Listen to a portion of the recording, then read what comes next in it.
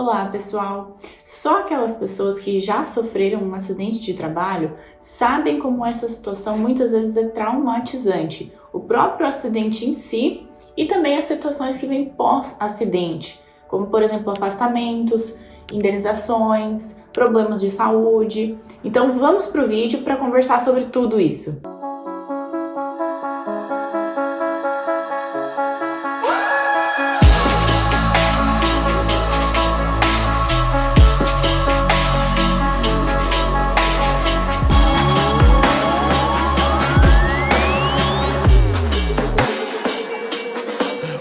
Como eu falei no comecinho do vídeo, o acidente de trabalho é uma situação muito delicada e também complexa. Então a gente precisa sempre analisar com muita cautela.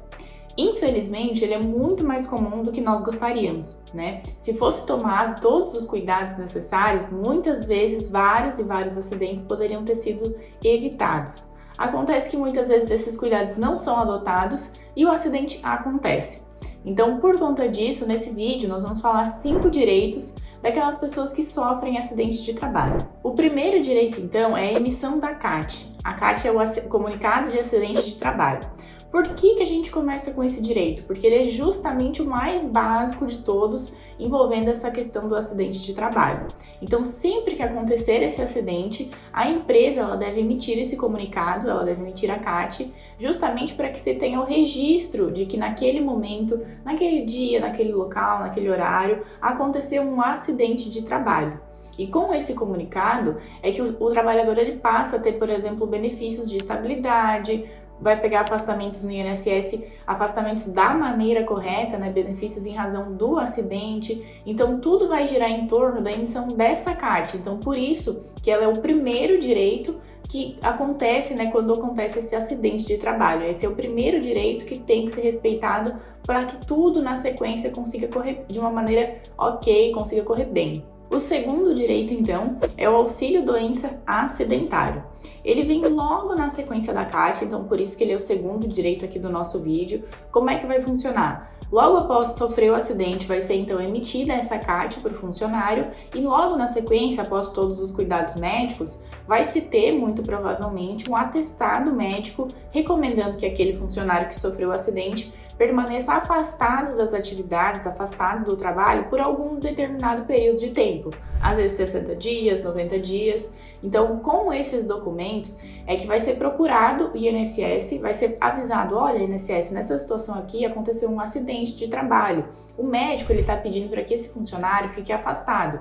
E com isso, o INSS vai ser o responsável por pagar esse período de afastamento. Então, o funcionário ele vai ter direito de receber um auxílio-doença acidentário. É muito importante, inclusive, que a CAT tenha sido emitida e que o benefício que o INSS vá dar para aquele funcionário seja esse que eu falei, o auxílio-doença acidentário, porque dessa maneira vai surgir outros direitos em razão desse benefício que foi dado para o funcionário, como por exemplo a estabilidade.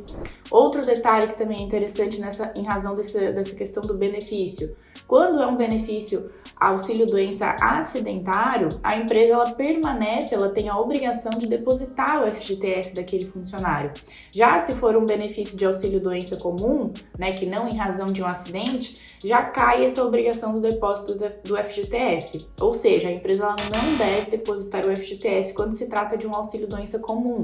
Então, por isso é muito importante que se pegue o benefício correto no INSS para que a gente consiga trabalhar com ele e fazer com que todas as consequências que a lei prevê em razão desse benefício sejam cumpridas da maneira correta. O terceiro direito, então, aqui do nosso vídeo é o direito à estabilidade. Como a gente falou desde o comecinho do vídeo, a gente já passou pela emissão da CAT, o nosso funcionário ele já foi para o INSS, pegou o auxílio-doença acidentário, mas depois disso vai chegar um dado momento em que esse benefício ele vai cessar, ele vai acabar, justamente porque o funcionário ele já está apto para retornar ao trabalho. A partir desse momento em que o benefício ele se encerrou, em que o funcionário recebeu alta do INSS, é que se começa esse direito à estabilidade. Ele vai ter estabilidade de 12 meses a partir daquele momento e então durante esse período a empresa não pode demiti-lo. Por isso a importância do benefício ser, como eu falei anteriormente no direito 2, um auxílio-doença acidentário. Porque, por exemplo, um auxílio-doença comum não há esse direito à estabilidade que eu mencionei dos 12 meses após a alta do INSS. Então vocês conseguem perceber como um direito vai puxando o outro e toda essa lista de direitos tem que ser feita da maneira correta para que se chegue no resultado correto? É muito importante que todas as etapas, todos os direitos que eu vim falando até aqui, sejam cumpridos para que se tenha de fato esse direito à estabilidade. O quarto direito é a indenização por danos materiais. Geralmente as pessoas que sofrem acidente de trabalho, infelizmente, acabam ficando com sequelas e muitas vezes sequelas permanentes para o resto da vida. Então, aquelas pessoas que ficam com uma redução na capacidade de trabalho, ou seja, perdem às vezes a força, perdem a sensibilidade, ou até mesmo uma coisa mais evidente, né? Por exemplo, perdem a parte de algum membro do corpo. Fica evidente que houve uma redução na capacidade de trabalho daquele funcionário. Ele foi afetado, né, em razão daquele acidente que ele sofreu na empresa.